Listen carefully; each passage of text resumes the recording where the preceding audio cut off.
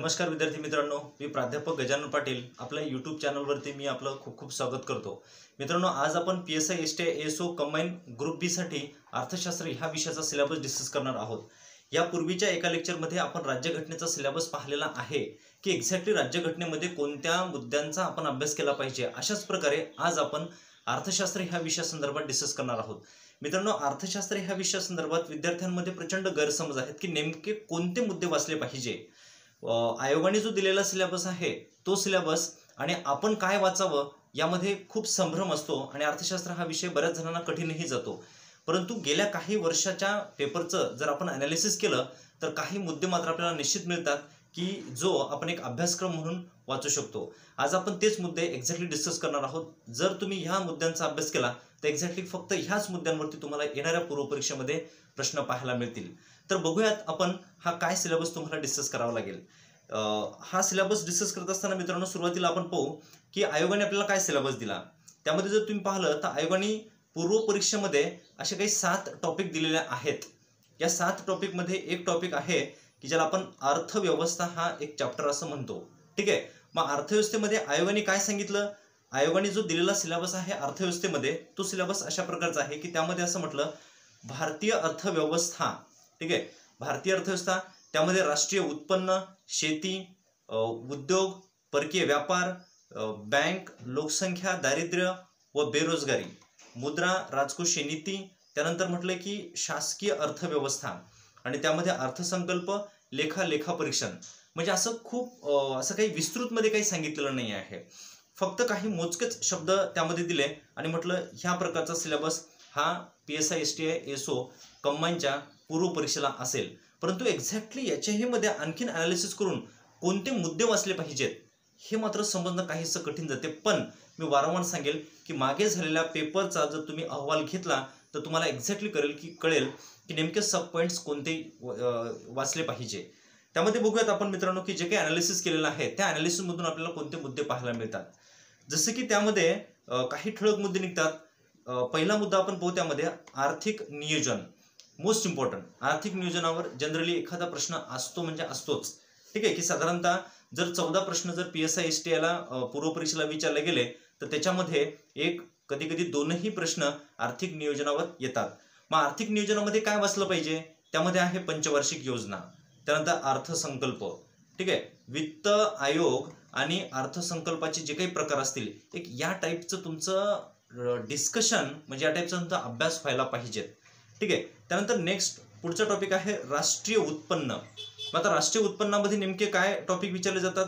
राष्ट्रीय उत्पन्नाच्या संकल्पना, म्हणजे राष्ट्रीय उत्पन्नाच्या संकल्पना म्हणजे काय तर एक्झॅक्टली GDP म्हणजे काय, ठीक आहे, GNP म्हणजे काय, NNP म्हणजे काय, पर कॅपिटा इन्कम काय असतो, ठीक आहे, ह्या संकल्पना। त्यानंतर GDP कशी काढली जाते, GDP काढण्याच्या काय पद्धती असतात, क्षेत्रनिहाय GDPचा काय वाटा असतो, म्हणजे जसं की सर्व्हिस सेक्टर असेल, ॲग्रिकल्चर सेक्टर, उद्योग क्षेत्र असेल तर असा काय वाटा असतो। त्यानंतर वार्षिक वृद्धी दर काय असते आणि वित्तीय तूट ही कशा प्रकारे आहे, ह्या संदर्भात तुम्हाला प्रश्न हमखास येत असतात।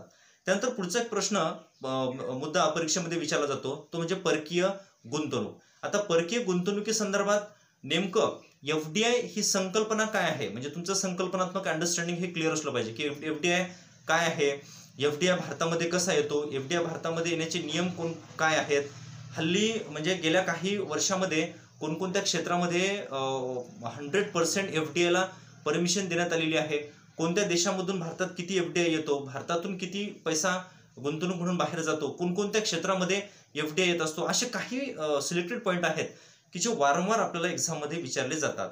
पुढचा पॉईंट आहे नवीन आर्थिक सुधारणा, मोस्ट इम्पॉर्टंट टॉपिक। खरं पाहिलं तर नवीन आर्थिक सुधारणा हा टॉपिक मुख्य परीक्षेचा आहे, परंतु पूर्व परीक्षेमध्ये याच्यावरती प्रश्न येत असतात। ठीक आहे मित्रांनो, म्हणून बऱ्याचदा मीही सांगत असतो की तुमचा मुख्य परीक्षेचा अभ्यास जर झाला तर पूर्व परीक्षेला खूप फायदेशीर ठरतो। ठीक आहे ना।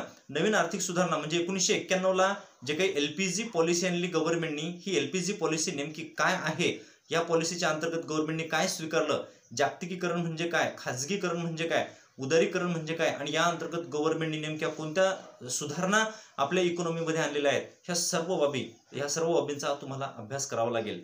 पुढचे पॉईंट आहेत भारताचा व्यापार, ठीक आहे, पुन्हा एकदा इम्पॉर्टंट पॉईंट आहे, भारताचा व्यापार पाहत असताना तुम्हाला भारताचे व्यापार विषयक धोरण पाहिजेत. शेवटचं व्यापार धोरण जे असेल पंचवार्षिक व्यापार धोरण, ते व्यापार धोरण तर तुमचं बऱ्यापैकी पाठच पाहिजे. त्यानंतर आहे सर्वाधिक व्यापार हा कोणत्या देशाबरोबर होतो, त्या देशांचा क्रम. ठीक आहे ना, भारताचा व्यापार जो आहे हा कोणत्या देशांबरोबर होतो, सर्वाधिक व्यापार कोणत्या देशाबरोबर झाला, गेल्या त्या अशा 5 देशांचा क्रम तर आपल्याला तोंडपाठ असणं आवश्यक असते. ठीक आहे, आणि ते ह्या प्रिलिमसाठी सुद्धा तुम्हाला ते करावं लागेल. त्यानंतर पुढचा एक महत्त्वाचा पॉईंट बनतो तो म्हणजे बँकिंग. बँकिंगवर प्रश्न नाही असं अशी परीक्षाच कंबाईनची होणार नाही. त्यामुळे बघा, तर पूर्वपरीक्षेला तुम्हाला बँकिंग हा चॅप्टर करावा लागेल. हा चॅप्टर करत असताना बघा, RBI खूप डिटेलमध्ये तुम्हाला डिस्कस करावं लागेल. RBIचं काय धोरण असते, बँक धोरण, त्याच्यामध्ये सगळ्यात महत्त्वाचं आहे मौद्रिक धोरण. ठीक आहे, अनुसूचित बँका आणि बिगर अनुसूचित बँका यांच्यामध्ये नेमका काय फरक असतो. ठीक आहे, बँकांचे विलिनीकरण म्हणजे आता सध्या जे काही SBIचं विलिनीकरण झालं असेल किंवा इतर ज्या काही बँकांचं विलिनीकरण हे नेहमी होत असते, ते विलिनीकरण तुम्हाला पाहावं लागेल. त्यानंतर नेक्स्ट आहे व्यापारी बँका, सहकारी बँका यातील फरक. काहीसा हा फरक तुम्ही डिस्कस करणं अपेक्षित आहे. बरेचदा मल्टी स्टेटमेंट क्वेश्चन येतात आणि दोन्हीमधला जो डिफरन्स आहे तो डिफरन्स तुम्हाला तिथे विचारला जातो. ठीक आहे, अपेक्षा आहे हे तुम्हाला समजलं असेल. पुढे आहे कर रचना, टॅक्स सिस्टीम. ठीक आहे मित्रांनो, पूर्ण सिलेबस जो मी देत आहे स्क्रीनवरती तुम्हाला दिसत आहे. प्रत्येक पॉईंटचे अगदी ते स्क्रीनशॉट काढून घ्या आणि ह्याच मुद्द्यांचा तुम्ही अभ्यास करणं अपेक्षित असेल. टॅक्स सिस्टीम जर म्हटलं तर exam point of view tax system नेमकी काय आहे ती संकल्पना तुम्हाला पाहावं लागेल. एक्झॅक्टली त्यामध्ये मग ते गार नावाचा जो काही एक रूल आहे तो रूल, त्यानंतर GST काय असते. ठीक आहे, ह्या संकल्पना आणि काहीसं एक जे काही थोडंसं GST या संदर्भात तुम्हाला बऱ्यापैकी डिस्कशन करावं लागेल. आणि जे काही करंट इन्फॉर्मेशन तुम्हाला मिळेल त्या करंटवरती तुम्ही जरा जास्त भर दिला पाहिजे टॅक्सेशनवर. नेक्स्ट पुढचा पॉईंट आहे उद्योग. खरं तर उद्योग हाही चॅप्टर तुम्हाला प्रिलिम्सला सुद्धा दिलेला आहे, मेन्सला तर भरपूर वेळा प्रश्न याच्यावरती तुम्हाला पाहायला मिळतात. उद्योगासंदर्भात विचारतात काय, तर उद्योगासंदर्भात विचारतात औद्योगिक धोरण. ठीक आहे, कारण अशा प्रकारे काही आयोगाने दिलेलं नाही, पण जर तुम्ही पूर्वी झालेले प्रश्न जर पाहिले तर त्यातून तुम्हाला काही पॉईंट्स मिळतात. उद्योगांवर प्रश्न विचारले जातात. कशावरती, औद्योगिक धोरण आहे. उद्योग आणि गुंतवणूक योजना म्हणजे गव्हर्नमेंट आपल्या देशामध्ये उद्योग वाढावेत यासाठी काय योजना आणत असते, कोणते कार्यक्रम आखते, त्या योजना तुम्हाला इथे पाहाव्या लागतात. त्यानंतर GDP आणि उद्योग किंवा औद्योगिक क्षेत्रामध्ये GDP ग्रोथ नेमका काय पाहायला मिळतो आपल्याला. ठीक आहे, त्यावर इन्व्हेस्टमेंट, ह्या अशा काही बाबी आहेत की ज्या तुम्हाला उद्योग ह्या चॅप्टरशी रिलेटेड पाहावे लागतात. त्यानंतर आहे नेक्स्ट महागाई. मोस्ट इम्पॉर्टंट पॉईंट आहे हा सुद्धा, की संकल्पना, महागाईचे प्रकार, मौद्रिक धोरण आणि महागाई याच्यामध्ये काय संबंध असतो, महागाईचे निर्देशांक, ह्या सर्व बाबी तुम्हाला इथे डिस्कस कराव्या लागतात.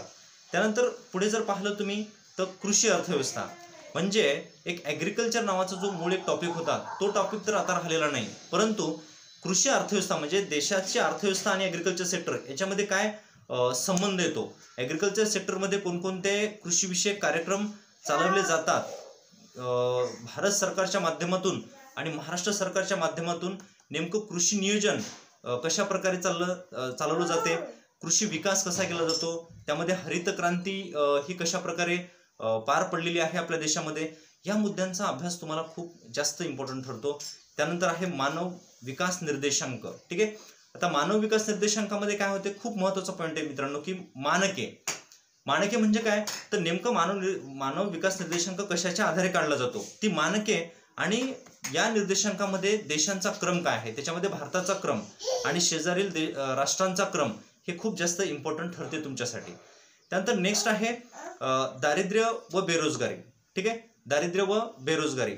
त्या दारिद्र्य व बेरोजगारी डिस्कस करत असताना त्यामध्ये समित्या, संकल्पना, ठीक आहे, श्रमशक्ती, ह्या सर्व बाबींचा तुम्हाला अभ्यास करावा लागतो.